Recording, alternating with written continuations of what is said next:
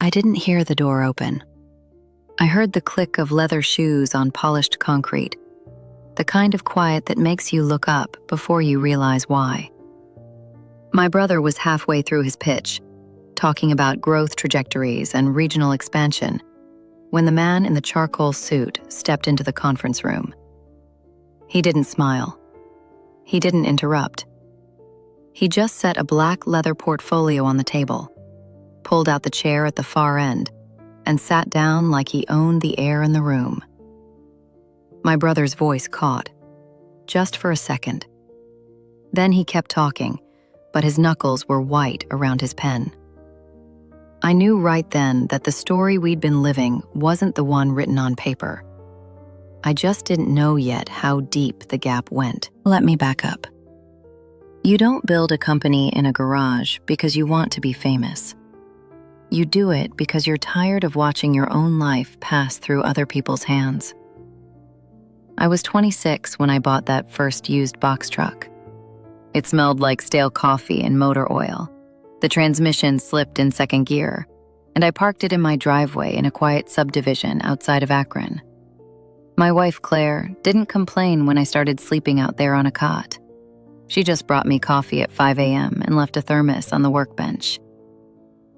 I was moving commercial goods for local manufacturers. Pallets, machine parts, raw materials. Nothing glamorous. Just heavy, honest work. I handled the routing, the loading, the maintenance, the payroll for the first 2 drivers. I kept spreadsheets on a cracked laptop. I answered calls at 2 a.m. when a shipment ran late. I knew every pothole on Route 8. I knew which warehouse managers tipped in cash and which ones docked pay for a 15-minute delay. That's how it started. Not with a vision board. With a clipboard and a pair of worn work boots. My brother Marcus was different. He was 3 years older, worked in commercial real estate, and had a way of making people lean in when he talked. He didn't know how to back a trailer into a tight dock. He didn't know how to read a bill of lading. But he knew how to read a room. When I told him I was thinking about scaling, he showed up on a Sunday with a printer, a stack of business cards, and a domain name he'd already registered. He said, "You move the boxes. I'll move the narrative." I didn't think much of it. I was drowning in dispatch calls and fuel receipts. I handed him the keys to the marketing side like it was a spare set of house keys. That was my first mistake. Not because he was malicious, because I trusted the idea of us more than the reality of what we were building. We incorporated 18 months later. Vance Freight Solutions, LLC. I remember sitting at the kitchen table with Claire, filling out the paperwork on a Sunday afternoon. Rain tapped against the window. Marcus brought over a bottle of bourbon and said, "We're doing this right. Operating agreement, registered agent, separate business account, clean slate." He printed the documents himself. I signed where he pointed. I didn't read every line. I was tired. I had just spent 14 hours at the terminal. I signed because he was my brother. I signed because I thought we were equals on paper, even if we weren't in practice. I thought the structure would protect us both. I didn't know then that structure can also be used to quietly erase someone. The first year of scaling was brutal. We added 4 more trucks. I hired a dispatcher. I negotiated fuel contracts. I spent nights in the garage fixing brake lines and replacing worn alternators. Marcus handled client acquisition. He joined the Chamber of Commerce. He got quoted in a regional trade magazine. He started wearing tailored shirts instead of flannel. I didn't mind. I liked not having to talk to procurement managers who only cared about margins. I liked staying in the yard, checking load securement, training new drivers on safety protocols. We were a machine. I built the engine, he painted the hood. Or so I thought. The shift didn't happen overnight. It was a slow bleed. I started noticing small things. The company website got updated, but my name disappeared from the leadership page. Marcus was listed as founder and CEO. I was listed as director of operations. I asked him about it over lunch at a diner off I-77. He shrugged. It's cleaner for clients. They want one face. You hate the spotlight anyway. I let it go. I told myself it didn't matter. The money hit the same account. The trucks ran on the same schedule. But then the contracts started changing. I'd find copies in the filing cabinet with Marcus listed as sole managing member. I'd ask the accountant and she'd say, "That's how the operating agreement was filed. You signed it." I'd look at my signature at the bottom. I'd remember the rain on the kitchen window. I'd remember the bourbon on the table. I'd remember trusting him. I didn't argue. I just kept working. I told myself loyalty mattered more than titles. I was wrong. Curiosity isn't always loud. Sometimes it's just a quiet question that won't leave you alone. Why did the business bank portal stop showing my user access? Why did the commercial lease for the terminal list a holding company I'd never heard of? Why did Marcus start referring to the business as my company in front of vendors? I started digging. Not dramatically, not like a detective in a movie. Just late nights after the last truck returned. I pulled up the county recorder's database. I requested copies of the original LLC filing. I compared them to the current documents on file. The differences weren't subtle. The original operating agreement listed me as a 50% member. The amended version, filed 14 months later, listed Marcus as 100% managing member. My name was gone. My signature was still there, but the page had been reprinted. The dates didn't match the original draft. I sat in my garage at 11 p.m., the fluorescent light buzzing overhead, staring at two sets of documents that told two different stories. I didn't yell. I didn't throw anything. I just felt the floor drop out from under me. I went to him the next morning. We met in his office, which used to be my spare bedroom. He was on a call. I waited. When he hung up, I put the papers on his desk. I didn't raise my voice. I just said, "Why was my name removed from the LLC?" He didn't look at the documents. He looked at me. "Because we needed to streamline," he said. "The original structure was messy. The accountant said it was better for liability. You're still getting your cut. You're still running operations. Nothing changed for you." I asked him why I had to request access to my own payroll portal. He said it was a security update. I asked him why the terminal lease was under a different entity. He said it was for tax optimization. Every answer was smooth. Every answer was rehearsed. Every answer avoided the truth. I finally said, "You took my name off the company I built." He leaned back. He didn't flinch. "I made it visible," he said. "You're better behind the scenes, Eli. You always have been." I just gave it a voice. That was the moment I stopped seeing him as my brother and started seeing him as a man who had decided my work was his to claim. I didn't quit. I couldn't. We had drivers depending on paychecks. We had contracts with 3 major manufacturers. I had a mortgage. Claire was pregnant. I kept showing up. I kept routing loads. I kept training new hires. But I started keeping my own records. I backed up every email. I saved every dispatch log. I photographed every signed invoice. I didn't do it out of anger. I did it out of necessity. I knew how these things ended. I'd seen it in trade forums. I'd read the case studies. When a business scales, the person who built it rarely gets to keep it unless they hold the paper. I didn't hold the paper. I just held the keys to the yard. And that wasn't enough anymore. The acquisition meeting was supposed to be the finish line.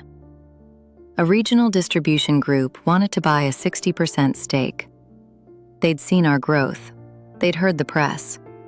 They wanted to meet the founder. Marcus told me to sit in, take notes. Answer operational questions if asked. I agreed. I told myself it was just a formality. I wore a button-down instead of a work shirt. I drove to the hotel conference center in Columbus. The room was glass and steel. There was a pitcher of water, a stack of NDAs, a projector screen. Marcus stood at the head of the table in a navy suit. He looked like a man who had always been in charge.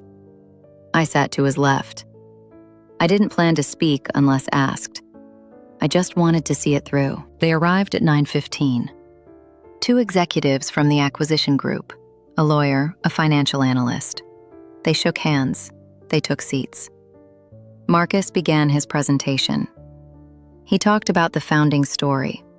He used the word I 17 times in the first 4 minutes. He showed slides of our first truck, our first warehouse, our first regional contract. He never mentioned my name. He never mentioned the garage. He never mentioned the nights I spent fixing a busted radiator in the snow so a client wouldn't miss a deadline. I sat quietly. I didn't interrupt. I just watched the man I grew up with rewrite history in real time.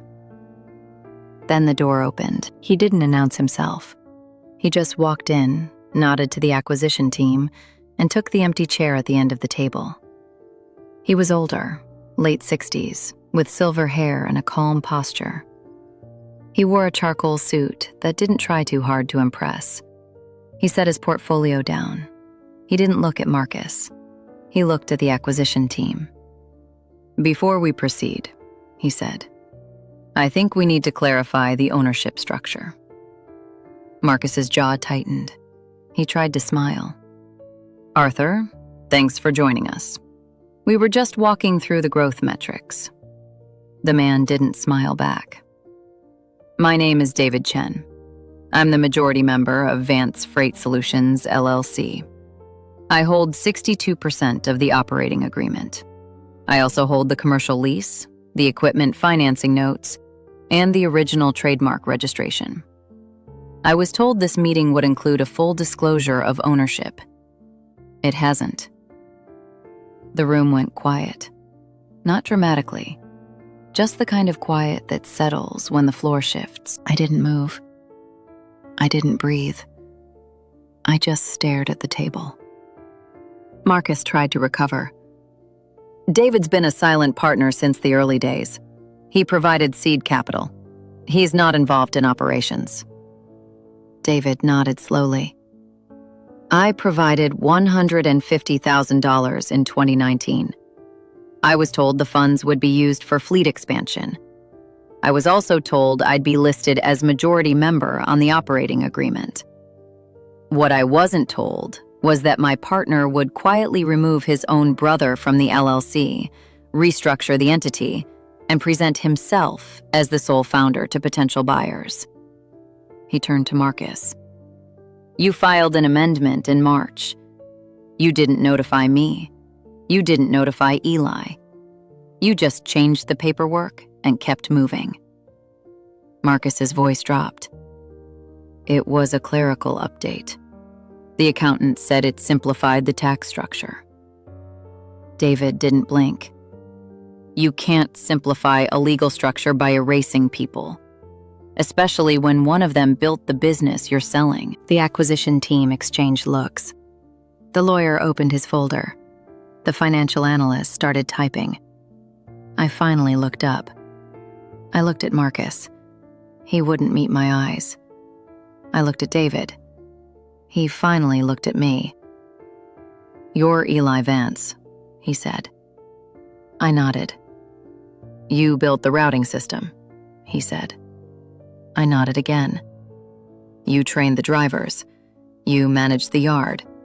You kept the company alive when the fuel prices spiked and the contracts stalled." I didn't say anything. I didn't know what to say. He closed his portfolio. "I'm not here to stop the acquisition. I'm here to make sure it happens correctly, which means we're going to need to restructure the operating agreement, reinstate your membership, and correct the public filings before any funds change hands." Marcus finally spoke. That's not how we agreed to handle this. David looked at him. You agreed to handle it in secret. That's the problem. The meeting didn't end in shouting. It ended in silence and paperwork. The acquisition team asked for time to review the revised ownership structure. They left politely. Marcus packed his laptop slowly. He didn't say anything to me. He just walked out. I stayed in the chair. I stared at the projector screen. It still showed the slide with the company logo. I thought about the garage. I thought about the cot. I thought about the thermos Claire left on the workbench. I thought about signing a document in the rain because I trusted my brother. I didn't feel angry. I felt tired. And I felt awake. The weeks that followed weren't cinematic. They were administrative. I met with a business attorney. We filed a petition to amend the LLC operating agreement. We requested a forensic review of the filings. We contacted the county clerk's office. We pulled the original draft from my email archives. We found the version I'd actually signed. We found the version Marcus had submitted. We found the discrepancy in the dates. We found the missing signature page. We found the holding company that had been quietly leasing the terminal under a different name. It wasn't a conspiracy. It was a series of quiet decisions, each one justified as necessary, each one moving me further from the center of my own life. The attorney said it wasn't uncommon. He said family businesses often collapse under the weight of unspoken expectations. He said I had a strong case for reinstatement. I didn't care about winning. I just wanted the record corrected. Marcus didn't fight it publicly. He didn't go to the press. He didn't try to spin it. He just stopped returning my calls. He sent an email through his lawyer saying he agreed to the restructuring to avoid unnecessary litigation. That's all. No apology, no acknowledgement. Just a sentence that sounded like it had been reviewed 3 times before sending. I read it twice. I closed my laptop. I went to the garage. I sat on the cot. I listened to the rain. I didn't cry. I just breathed. I realized then that betrayal doesn't always come with a slammed door. Sometimes it comes with a forwarded PDF. Sometimes it comes with a quiet signature. Sometimes it comes with a man who believes he's protecting the company by removing the person who built it. The acquisition went through, but on different terms. I was reinstated as a 30% member. Marcus retained 38%. David kept his 62%. We hired a third-party manager to oversee day-to-day operations. I stepped back from dispatch. I stayed on as a consultant for routing and safety compliance. It wasn't the ending I wanted. It wasn't the ending I expected. But it was honest. The company kept running. The drivers kept getting paid. The clients kept receiving their loads. I kept showing up. Just differently. Claire gave birth to our daughter in November. I held her in the hospital room, the fluorescent lights humming softly, the rain still tapping against the window. I didn't think about the business. I didn't think about the paperwork. I just thought about how small her hands were. I thought about how much I'd let slip through my fingers because I believed loyalty was enough. I thought about how I'd spent 6 years building something with my hands, only to lose it to a pen stroke. I didn't regret the work. I regretted the silence. I regretted not reading the lines. I regretted trusting a story over a document. I still drive past the terminal sometimes. I don't go in. I don't need to. I know the yard layout. I know the gate code. I know which bay doors stick in the winter. I know the sound of the engines idling. I don't own it anymore. Not fully. But I don't need to. Ownership isn't just a line on a form. It's the weight of the work. It's the knowledge that you built something from nothing. It's the quiet certainty that no one can take that from you, even if they take your name off the wall. Marcus and I don't talk much. We send holiday cards. We nod at family gatherings. We don't pretend. We don't perform. We just exist in the same orbit, separated by choices we both made. I don't hate him. I don't forgive him. I just understand him. He wanted to be seen. I wanted to be trusted. We both got what we asked for. We just didn't realize the cost until the door opened. The real owner didn't walk in to save me. He walked in to correct the record. That's what he was hired to do. That's what he's paid for. But sometimes correction feels like rescue. Sometimes paperwork feels like justice. Sometimes the truth doesn't arrive with a speech. It arrives with a portfolio, a quiet voice, and a room that suddenly remembers who was actually there when the lights went out. I keep the original operating agreement in a drawer. Not the amended one. The first one. The one with my name still on it. The one with the rain-stained coffee ring on the corner. I don't keep it for revenge. I keep it as a reminder. Not every story gets a clean ending. Not every brother stays a brother. Not every business survives the weight of its own growth. But if you build something real, it leaves a mark. Even if they erase your name, even if they change the filing, even if they stand at the head of the table and tell a different version of the truth. You know what you did. You know what you carried. You know what you built. And sometimes, that's enough. I still wake up at 5 a.m. I still drink black coffee. I still check the weather before I leave the house. I still remember the smell of diesel and wet asphalt. I still know how to back a trailer into a tight space. I still know which warehouse manager is tipping cash. I still know how to fix a busted radiator in the snow. I don't need a title to prove it. I don't need a slide deck to validate it. I just need to remember that the work was never about the name on the door. It was about the hands that turned the key. When people ask me how it started, I don't mention the LLC. I don't mention the operating agreement. I don't mention the hotel conference room or the quiet man in the charcoal suit. I tell them about the garage. I tell them about the folding table. I tell them about the first load, the first driver, the first night I slept on a cot because I didn't want to leave the yard unattended. I tell them about the rain. I tell them about the thermos. I tell them about the quiet certainty that something was being built, even when no one else was watching. That's the story. Not the paperwork, not the pitch, not the title. Just the work. Just the truth.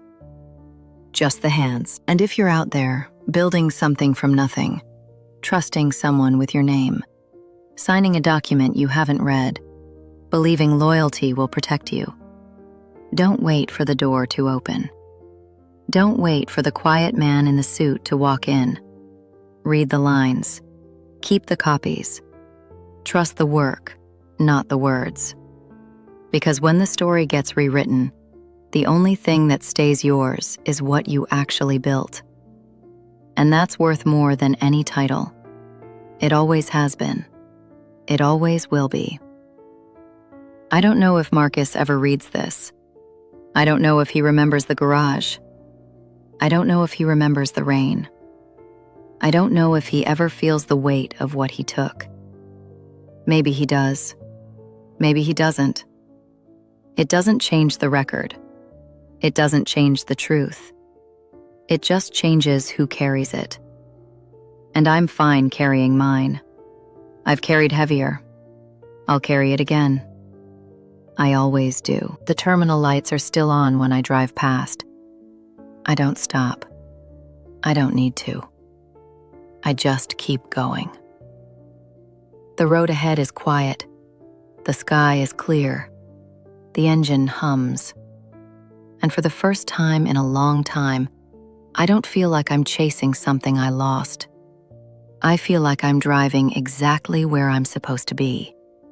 Not as a founder, not as a member, not as a brother, just as a man who knows what he built. And that's enough. It always was. It always will be.